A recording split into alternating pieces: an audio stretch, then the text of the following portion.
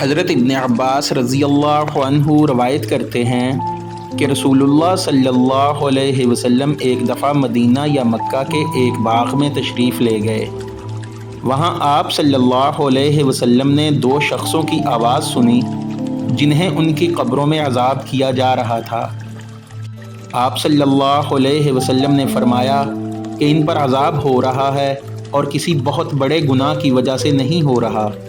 پھر آپ صلی اللہ علیہ وسلم نے فرمایا، بات یہ ہے کہ ان میں سے ایک شخص پیشاب کے چھینٹوں سے بچنے کا اہتمام نہیں کرتا تھا اور دوسرا شخص چغل خوری کیا کرتا تھا۔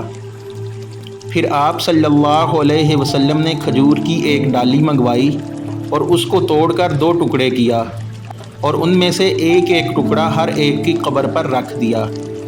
لوگوں نے آپ صلی اللہ علیہ وسلم سے پوچھا، یا رسول اللہ صلی اللہ علیہ وسلم، یہ آپ نے کیوں کیا؟ آپ صلی اللہ علیہ وسلم نے فرمایا، اس لیے کہ جب تک یہ ڈالیاں خشک ہوں شاید اس وقت تک کے لیے ان پر عذاب کم ہو جائے۔